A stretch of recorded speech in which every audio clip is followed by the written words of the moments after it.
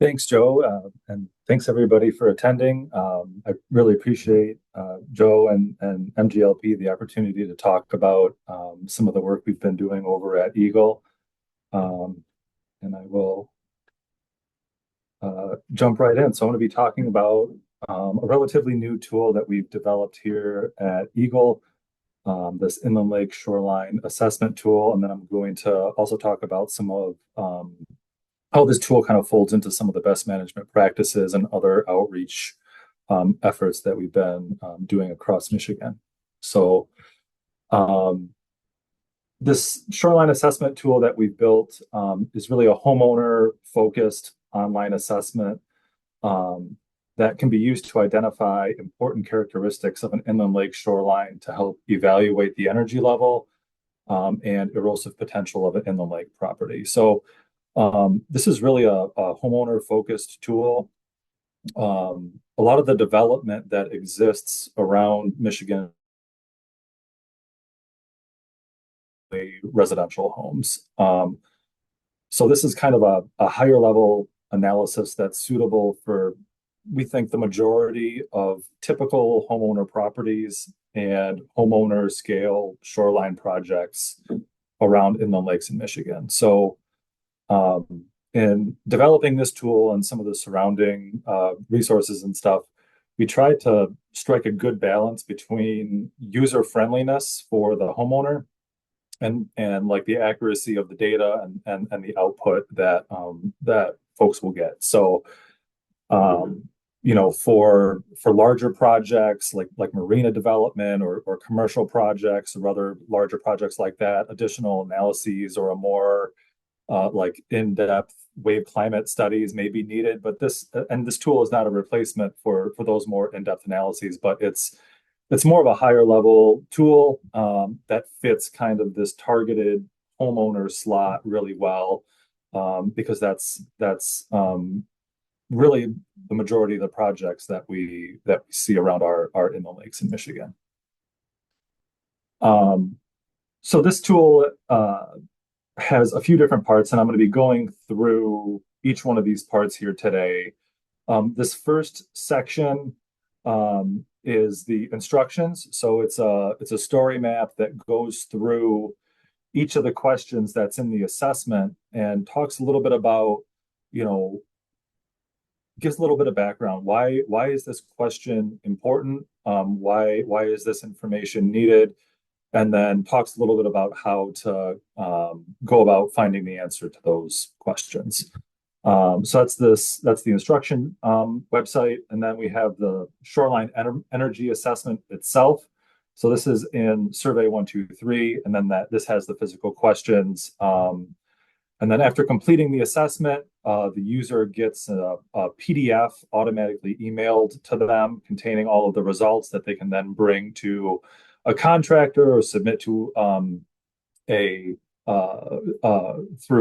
through My Enviro to apply for a permit, or to explore some solutions themselves. So we also this report can be aligned with another story map that we made on best management practices for shoreline protection in Michigan. So they can kind of align their property up with some other properties around Michigan to look at potential solutions. So this tool is just as much of an educational tool as it is a shoreline assessment. So it's not just, energy level calculation. We really tried to connect this tool with other outreach pieces to provide, the homeowner or contractor as complete of a picture as possible, both explaining erosion, the importance of certain shoreline characteristics, as well as shoreline BMPs. So one of the main topics that brought about the creation of this tool is the topic of shoreline erosion and what homeowners can do about it. So we tried to address this throughout the assessment instructions, like I just went through a little bit. And many of the questions in the assessment get at this topic of what is actually happening at the property, and where is the erosion coming from, and what are some solutions. So Um, I'm going to start, I guess, before I get into some of the specifics on this tool, I wanted to lay a little bit of groundwork on erosion. So lake shorelines are naturally dynamic. They're constantly changing due to a variety of different natural forces, right? And in natural systems, this is a relatively slow process. And all of the plants and animals that use these shoreline areas have time to adapt to these changes and maintain that ecosystem integrity. Um, Inland lake shorelines don't exist in an unchanging condition naturally. There are natural erosion processes and sediment deposition processes, and that create this dynamic equilibrium. Like I said, that results in ecosystem stability. Uh, but often the perception of the public is that shorelines should be static, right? We have our property, and then we have the lake, and the lake boundary shouldn't change. Um, uh, Lakefront landowners and some shoreline contractors often want to clean up the shoreline by removing woody structure or vegetation or other habitat features, and that original shoreline, like I said, had developed this dynamic equilibrium in the presence of these materials, and their removal often results in instability. So these more human-induced changes we call accelerated erosion. So I listed off some of these factors here. Um, like I said, natural erosion, or in the longer term, this accelerated erosion, can occur very, very quickly and kind of has some telltale signs. Um, so here's what we're looking for. And the story map instructions that go along with this survey get into this in a little bit more detail. And I have a few slides in this presentation where I'll show some of this as well. But these are some signs of accelerated erosion. And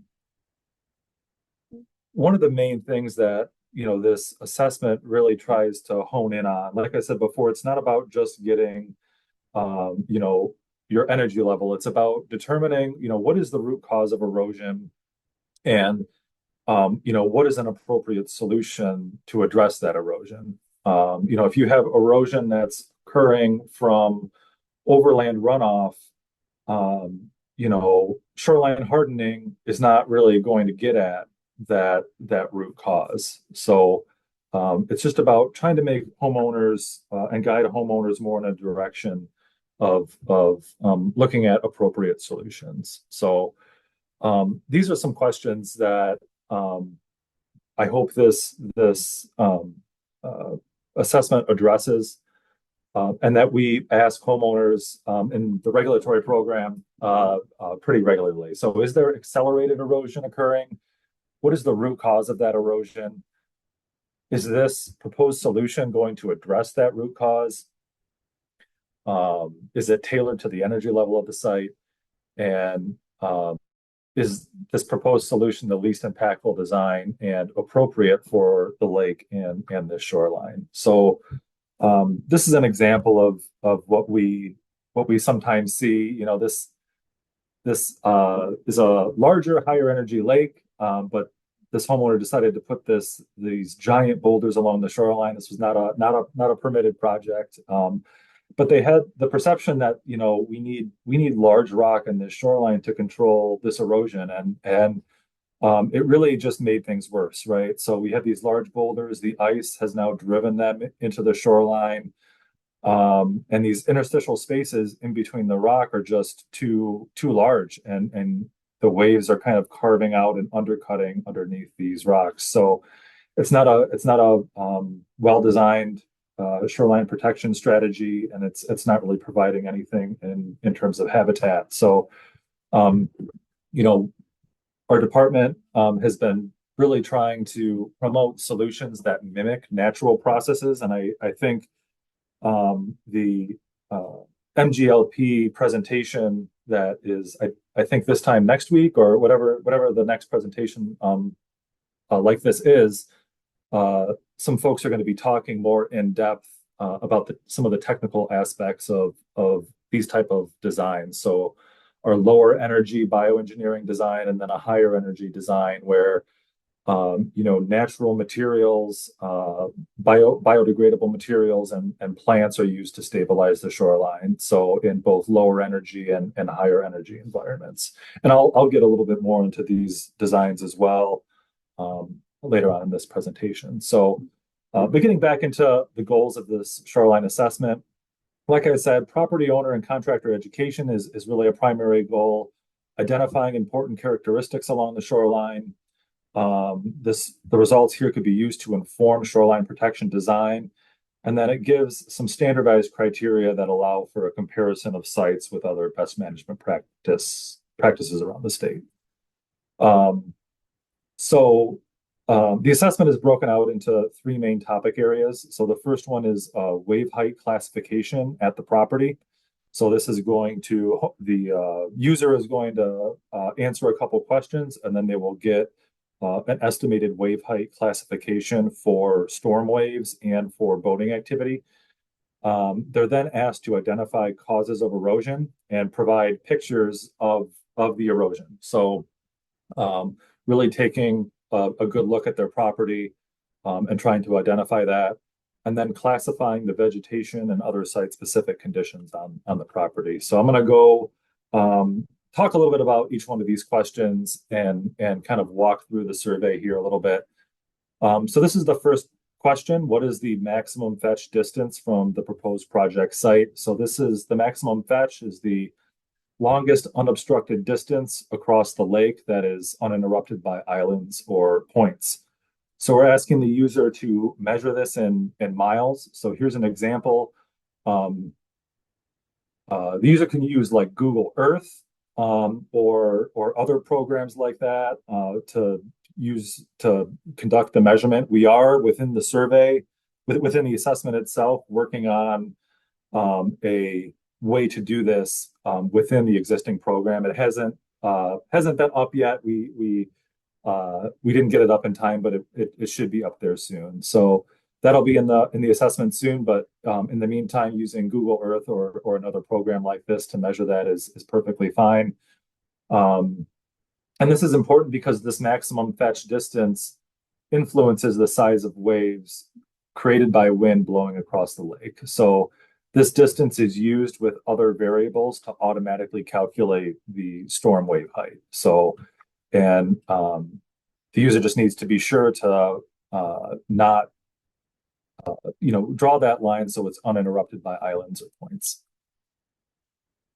The next question is distance to the water depth of 2 feet. So we're looking, where is that 2-foot depth contour from the shoreline? Is the 2-foot depth contour greater than 200 feet from the shoreline, or is the 2-foot depth contour less than 50 feet from the shoreline? This is important because water depth, as we know, can limit the height of waves. So I think these figures get at what we're going for really well. So the distance of these dotted lines is really what we're looking for. So where is that depth of 2 feet along the shoreline? And this is important because understanding the bathymetry leading up to your project can assist in project design and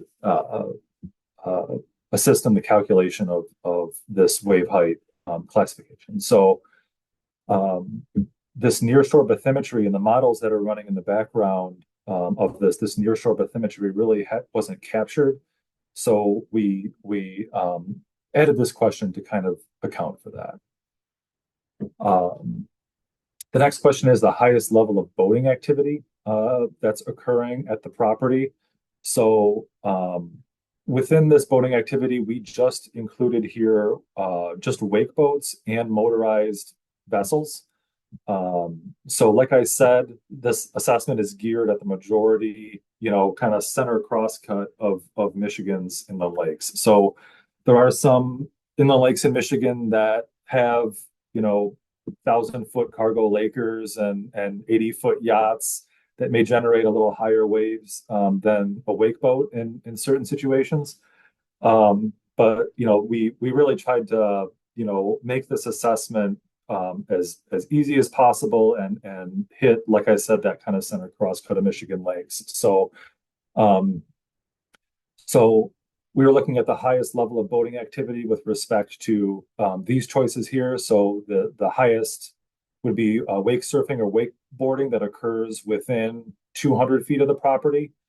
Then we have wake surfing between 200 and 500 feet, and then motorized vessels within 200 feet and motorized vessels between 200 and 500 feet.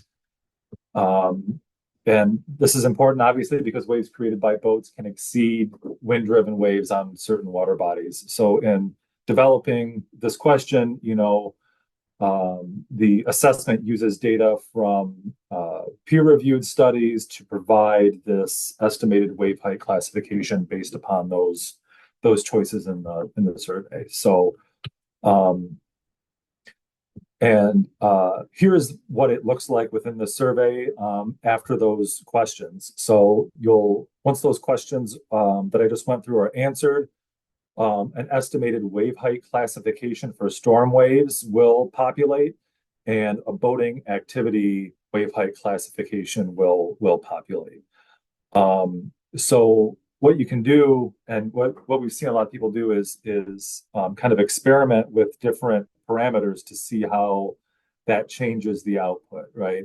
So this will change in kind of real time as those answers are changed. And here are the estimated wave height classifications that we put together and how they correspond to a wave height in feet. So we understand, this is like a high level survey, right? So we provided a comment section if there's any circumstances that make this property unique, like what I said earlier, if somebody has a 1,000-foot laker driving in front of their property, that would be a unique circumstance that may change this classification. So we provide that opportunity to say things like that in this comment section. The next section is identifying causes of erosion and providing those pictures of erosion. So this is equally as important, if not more important than the actual wave height classifications, right? Looking at what's happening on your site, being on the property and understanding how things are working is critical to avoiding and minimizing shoreline protection impacts and finding solutions to the problem. So and again, just to reiterate, the scale and causes of erosion should be dictating that project design and alternatives. So this question is asking, where is erosion coming from, and describe what the condition is of the property. So these are the categories. Multiple categories can be selected. So if somebody has evidence of ice damage and erosion occurring from overland runoff, and their neighbors have seawalls or hard armoring, you could check all three. And then we're asking that folks submit a picture of what all three of those look like, to kind of start the conversation of, what alternatives are and what options they have. These are screenshots. These are a couple screenshots from the assessment instructions that give some examples of different types of erosion. So for each one of the categories that I showed, we tried to pull some pictures of each type of that, each erosion type, I guess. So, and obviously, sites are complicated. There's often multiple different things interacting all at once to cause erosion. So you kind of got to take it for what it is. But we tried to find pictures that were, like I said, kind of right down the middle of what homeowners would see every day driving around their lake, and get some good examples for folks to look at. So, like, for example, these sites have really little to no erosion. These sites have some erosion occurring from wind and waves. Obviously, the removal of shoreline vegetation has accelerated that.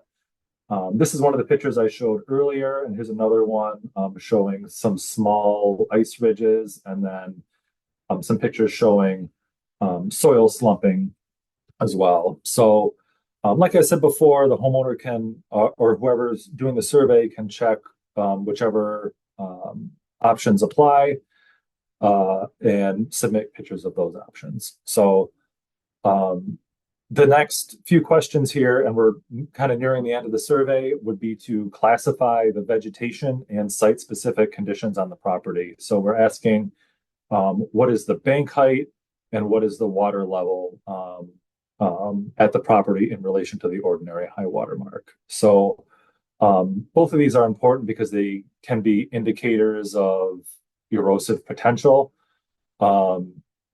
and understanding how water level is influencing the property is. And then the last couple questions here are asking to classify the vegetation. So shoreline and buffer zone vegetation. So what does the vegetation within 35 feet landward of the ordinary high water mark look like?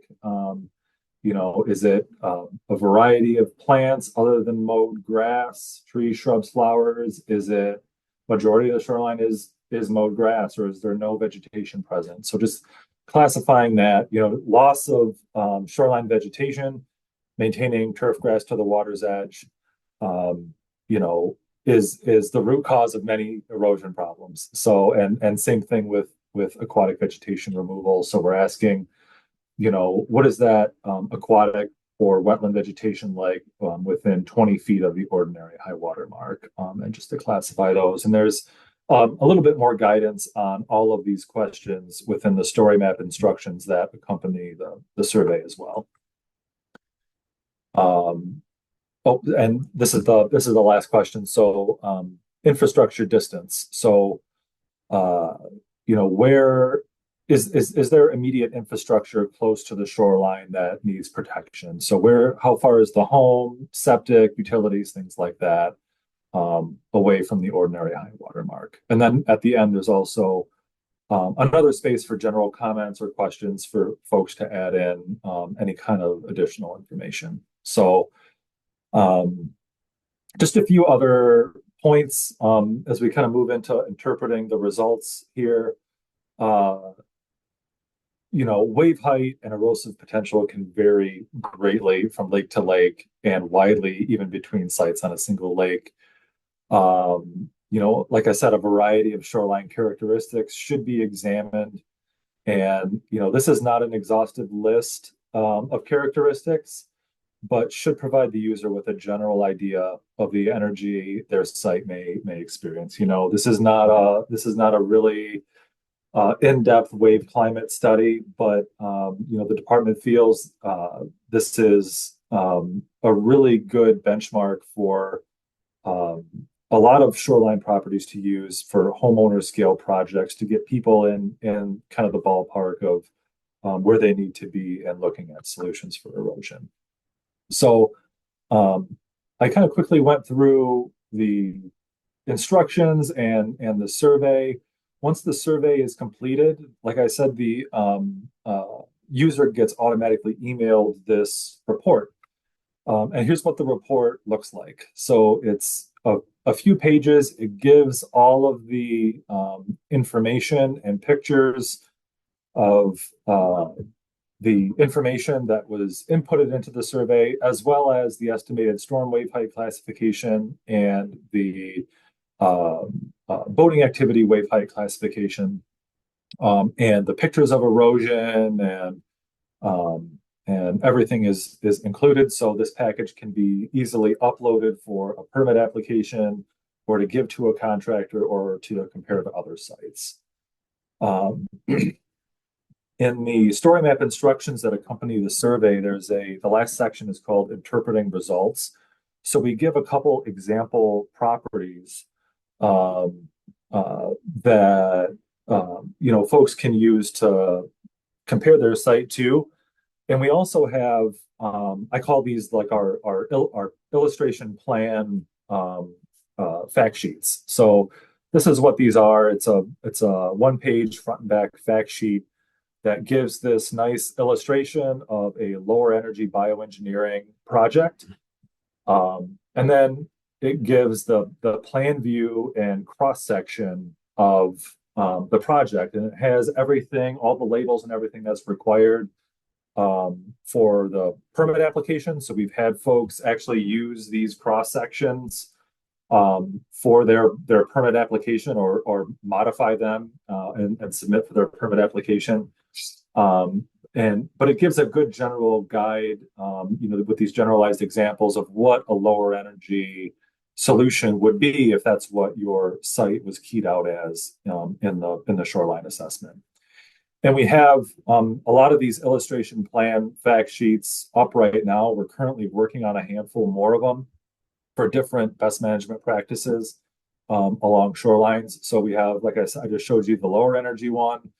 We have a higher energy bioengineering there as well.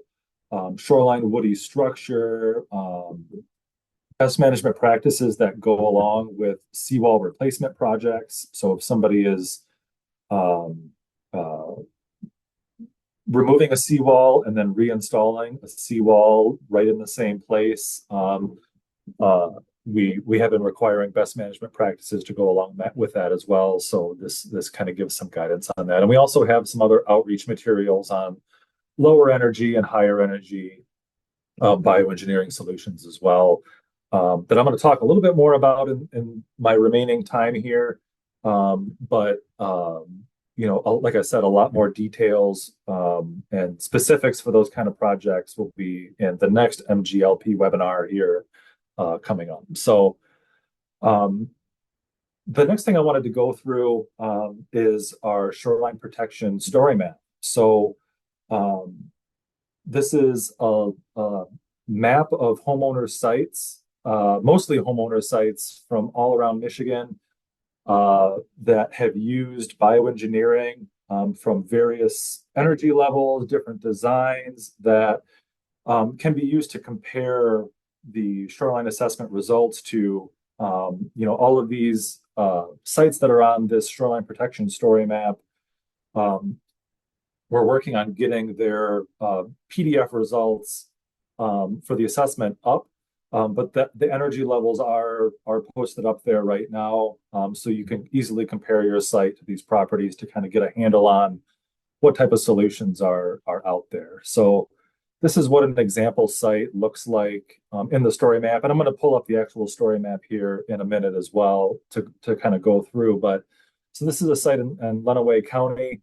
And I'll just give a quick example because I'm going to go through a lot of these. But it gives pictures of the site. So this is after bioengineering was installed on the property. And then you can scroll through and look at what the property looked like before bioengineering. The plans that were permitted with this project, and then after, pictures of when it was installed. And then we just give some information on the project itself, when it was installed, what are the wave height classifications from the shoreline assessment, who did the work, how much did it cost, how much does yearly maintenance cost, what is yearly maintenance involved with, and what plants were used, and what materials were used, and whatnot. So it just tries to address a lot of the common questions, as well as get at some homeowner perspectives. So I got all this information is from the homeowner and the contractor, and under this more information section we've thrown in whatever information that they have provided. So this homeowner. This was a direct quote that says, "This shoreline renovation has been adding shoreline to our frontage. We love the natural look and the return of the aquatic flora and fauna along the shoreline and adjacent upland." So I'm going to go a little more into the story map here in a minute, but I wanted to just throw this out there. All of this information is up on our shoreline protection website, which I'll show you here in a minute. The shoreline assessment, the instructions, the shoreline protection story map, all of our fact sheets, permitting information, and a lot of other stuff. So I'm going to, and here's my information here, and this is a QR for our shoreline protection website as well. So I'm going to jump over to our shoreline protection website here. So this is our shoreline protection website. If you scroll down, this is the property owner best management practice story map that I was just showing you. Scrolling down a little bit further is our energy assessment, the instructions and the assessment itself. And then we have all of our fact sheets and the example plans and things like that. I'm going to jump over to the story map really quick because I wanted to go into a little bit more detail on some of these best management practice examples. So we just kind of provide a couple paragraphs, giving a little information on what bioengineering is and what some of these projects entail. And then we have a bunch of projects from around Michigan here that span energy levels. We have high energy, we have low energy projects, we have professional projects versus homeowner installed projects. We have really flowery projects and projects that don't contain too many flowery species and a lot of other different design types. We're trying to add more projects to this story map every year. And we've been chipping away, adding a few at a time here. So kind of on that note, actually, let me jump back to our shoreline protection website. So right underneath the link to the story map, if you have a project that you're particularly proud of, a bioengineering project or a woody structure project, you can click this button and use this form to submit some information on your project, and we'll review it and probably go out to your property and meet with you and talk about it and maybe be able to post your property up on this website. So, but this is a pretty cool tool. Looking at projects of different energy levels. So this is a lower energy project. Here is a picture of what the project looked like before. They had this large concrete seawall in place here.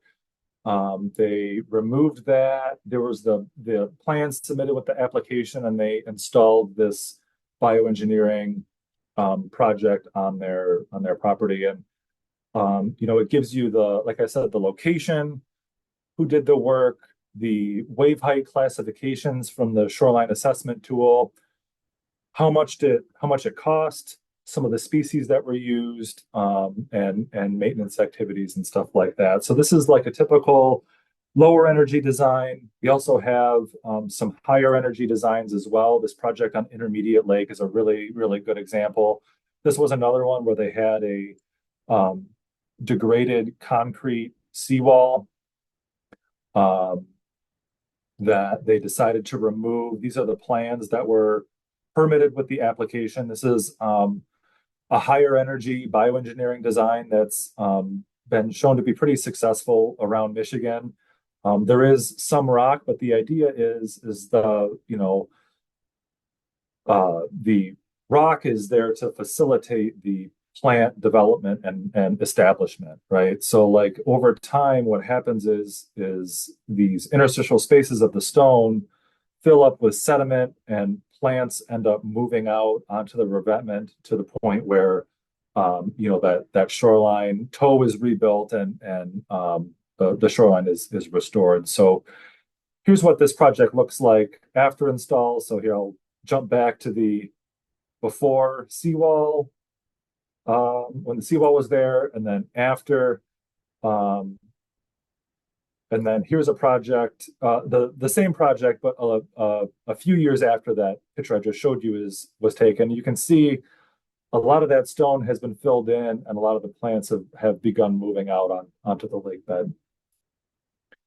So that was some examples of a lower and higher energy project. This is an example of a homeowner project. This is a lower energy homeowner design. When I talked to this homeowner, he installed this project over a weekend with his son, and it was $19 per linear foot. So this is a really great example. This is what the shoreline looked beforehand. Again, going through, here's the plans that were submitted with the application, species list, planting plan.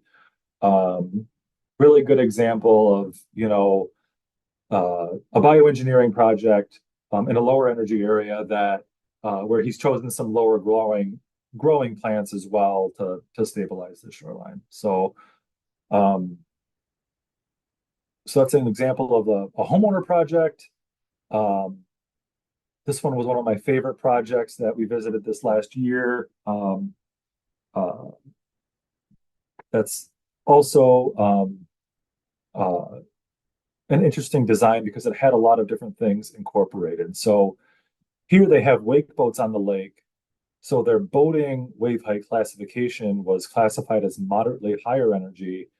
And their storm wave height classification was lower energy because it's a smaller water body. So let me zoom in here. So here's the property here. So not that big of a lake. And here is the what the property looked like beforehand.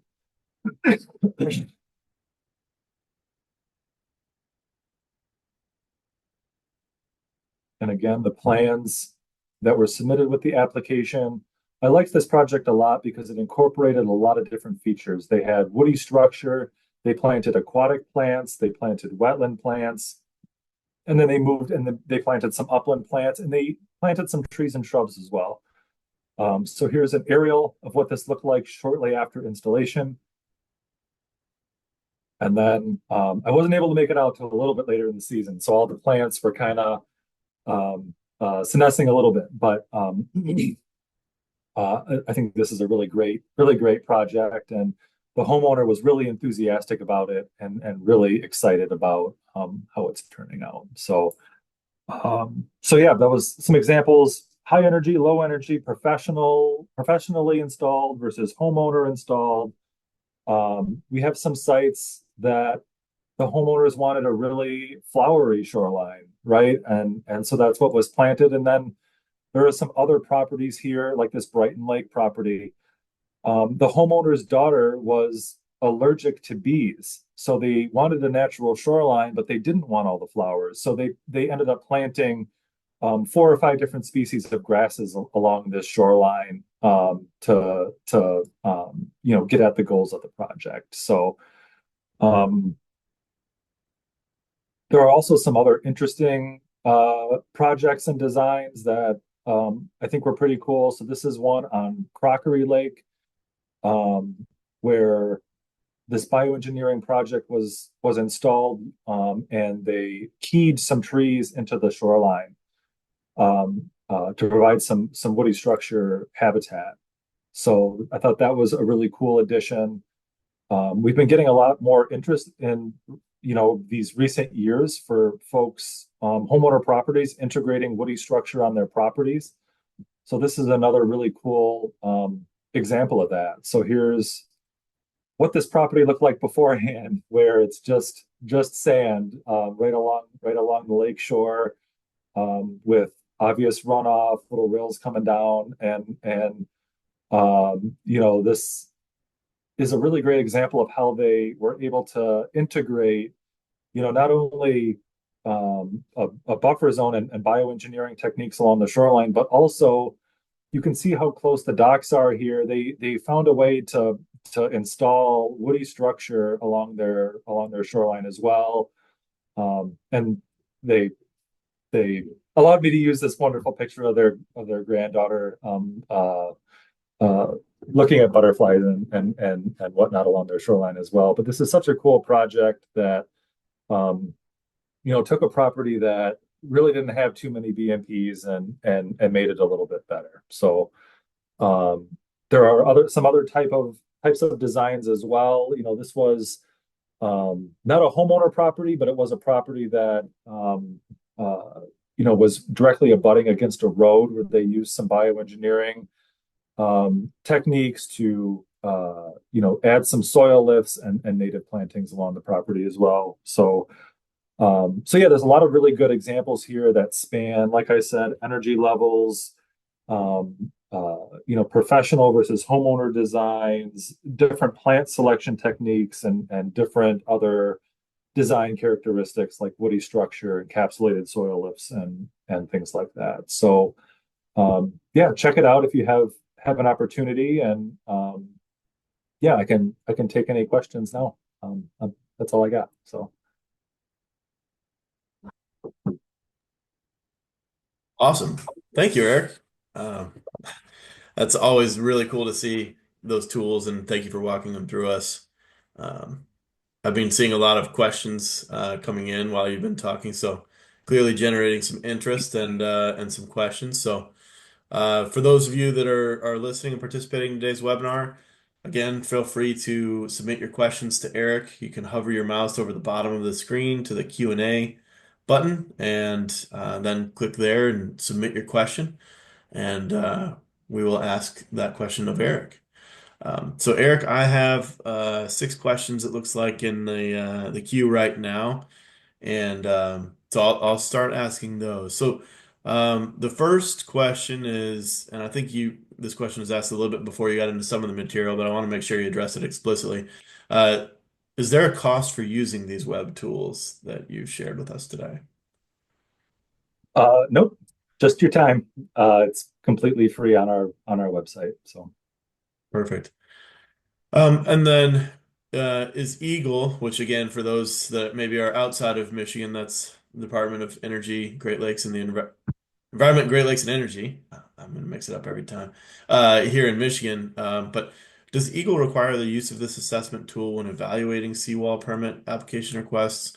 Some other folks have mentioned that they're thinking about using it in their townships or their local areas, but they're wondering whether Eagle is using this now or plans to do so in the future. um, we're not requiring it now. No, on many seawall projects and other shoreline protection projects, we've been asking for a long time for information justifying, whatever is being proposed. So before this tool, Wisconsin has a similar calculator tool on one of their websites. Our district permitting staff would be asking for some kind of indication of wave height or energy level or things like that. So nothing has really changed. This tool is not any more of a requirement than what we have been doing already all along. I think what this tool does is, provide a little bit more standard criteria for projects in Michigan. And like I said, the benefit of using this tool is really being able to align your property with others that have best management practices that have also kind of completed the tool. So yeah, it's not explicitly required, but like I said, our district staff do ask for, additional information on files, and that may include, maybe you use this tool, maybe you use Wisconsin's tool or whatever else, but some kind of justification there. Thanks. Another question. So folks outside of Michigan may not be familiar. In Michigan, we've got the Shoreland Stewardship Assessment, which is a homeowner assessment that homeowners can do to try to assess their whole property and that property's potential impacts or on this lake and its degradation to the lake or benefits that it's providing. And there are similar tools in Wisconsin and Minnesota. And so the question is this tool that you've presented today intended to replace the existing Storeland Stewardship Assessment Program? No, no, not at all. I think that they complement each other pretty well. So this tool is more, so I guess the Shoreland Stewards tool is more broad in scope, right? So that's more of a property level assessment of, what are some things that a property owner can do, how much impervious surface is there on the property, and things like that. This is more narrowly focused just along the shoreline. And just about getting, what is the energy level here, and then how can the results be used to inform shoreline protection design. So it's less of like a whole property assessment tool and more focused right on the shoreline for, more shoreline protection purposes. Um, is the tool applicable to lakes outside of Michigan?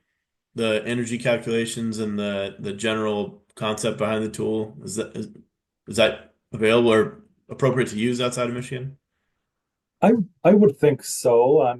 If you're in a MGLP state, kind of within the region, I think it would be appropriate. Yeah.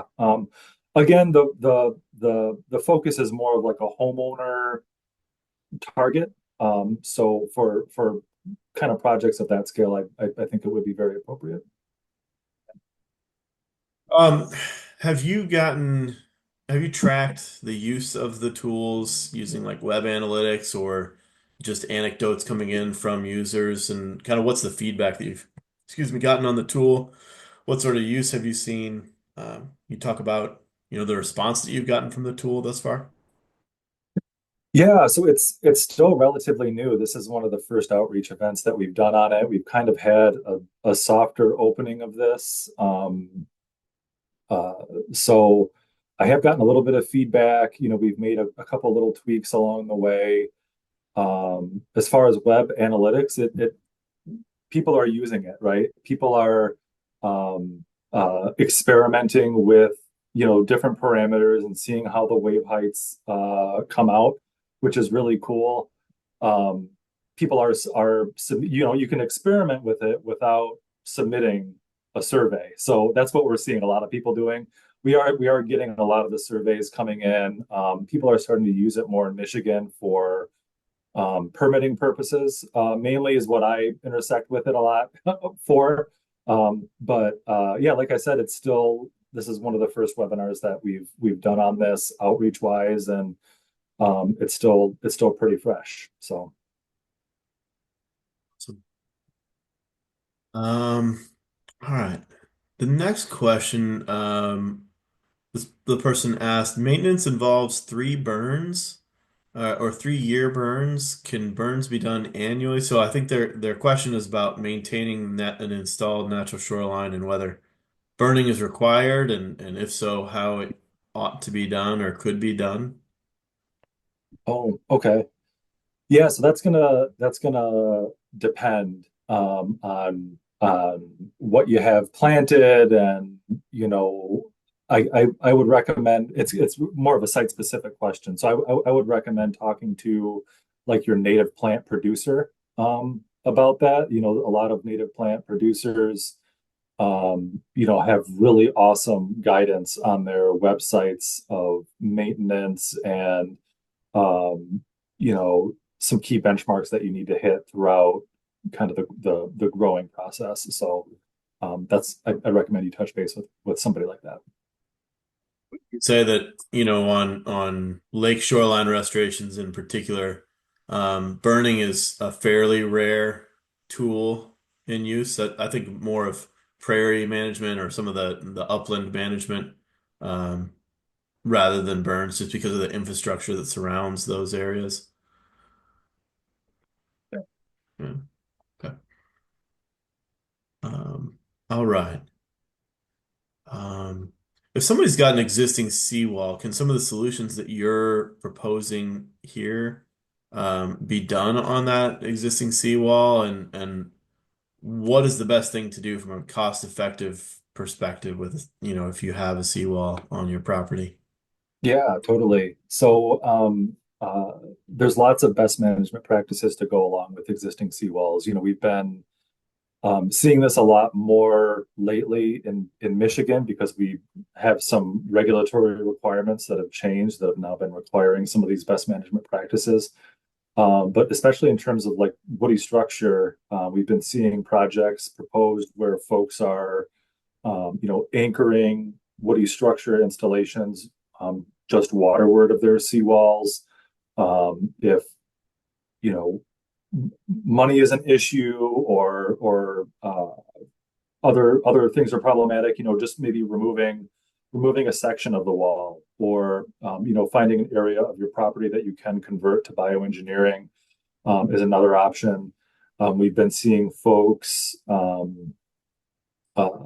install, depending on the site, install bioengineering in front of their existing seawall. So if their seawall is acting more like a retaining wall, installing, a core log and some more aquatic plantings kind of behind that, in front of the wall is also a really good option. There's a project or two up on the story map that have done just that are looking. Um, but yeah, there's a ton of stuff on that. If you go to our shoreline protection website, there's a lot of resources on there that get at that as well. So Great answer. Um, all right. So the next question, you kind of, well, you started to touch on it. So who can help us install coarse woody debris or coarse woody habitat like fallen trees? This person has already bioengineered their shoreline, so they're looking to, add a component to their installation, and they're also wondering where they could find trees to anchor in the water. oh, cool. Sounds like an awesome project. So, I'd recommend first looking at the Michigan Natural Shoreline Partnerships contractor list. So there's a list of contractors that have gone through the Natural Shoreline Partnerships training program for bioengineering. Many of them on there do woody structure installations. If you're in So that's the first option. If you're in Michigan, you could contact your local Eagle district permitting staff, and we can provide those contact information. They have contractor lists for contractors who do work in each district. So they'll be able to forward you some information on different contractors who may be able to do that kind of work as well, that are more local to your individual area. So that's what I'd recommend starting out with. As far as getting trees, I've seen folks contact their some local tree trimming companies and just see if they have any excess. There was somebody here in Michigan who I don't remember how he got in contact with them, but he was following utility companies around, and when the utilities were clearing for clearing areas, he was like, "Hey, these trees are just going to be shredded up anyways. Can I take a few to install on lakes?" So people, I mean, you got to be a little bit creative, but I think reaching out to some of these companies who have trees like this, can be fruitful. So. All right. Is there a greater failure risk with investments in high energy shorelines? It depends on the site. A lot of the sites that I have up on the story map here have been in the ground for at least 5 or 10 years, and have well, actually more than that. The one site from Intermediate Lake that I shown was, I think, moving up on 15 or 20 years now. So there's if the project is designed right, it can be very successful. And the designs that are up on Eagle's website, and are being promoted on our story map are the designs that we have seen to be most successful around the state. So if you're living on the water, whether it's on a lower energy property or a higher energy property, there is always an inherent level of risk if you're doing anything near the water. Like I said, if you're installing shoreline protection correctly, and if it's designed right, we've seen a lot of these designs be very successful for long periods of time on our higher energy lakes in Michigan. Yeah, and I would just add to that too that I think, naturally there's higher energy, which has the strength and ability to degrade a poorly installed or poorly designed site at a high energy site. And so the tool that you've shared with us today really helps to capture in not all, but darn near all of the sources of potential high energy that we might see on a shoreline. And so, really thinking through the boat waves and all of the different components of wind waves and incorporating that into the parameters for your design of the shoreline property, I think helps to mitigate that risk to a significant extent. So again, a really helpful piece from this tool is, you know, to help us solve that issue. Okay. Um, we are out of time, and so sorry I'm not able to get to all of the questions, but we were able to get to almost all of them. Thank you again, Eric, on behalf of all of the participants and on behalf of the MGLP. I appreciate you being willing to present and share this with us today. We'll be following up to folks that are still on the call or to folks that weren't able to attend. We will be following up with an email with the recording from today's webinar, as well as a couple of the links that Eric mentioned during his presentation. So again, feel free to share that with people that you think may be interested. Either they missed it or they weren't aware of it the first time around. It'll be on YouTube forever. So share it broadly. And then I would just encourage folks to attend future webinars. Next week on the 22nd, we've got Lorena Gunzel, who's going to be giving a presentation on the National Lakes Assessment, which is an EPA product. And she's got some summaries specifically for the MGLP region. On the 29th, Julia Kirkwood and Jen Buchanan will be presenting on the basics of shoreline erosion control and sharing some new documents to help design and manage shoreline erosion control. So these are the pieces that Eric mentioned here today. Again, that's on October 29th. And then closing it out on the December 10th, I'll be giving a presentation on our lake conservation grant. So again, Eric, thank you, and to participants, thank you as well, and we hope to see you next time. Everyone have a good day. Thank you.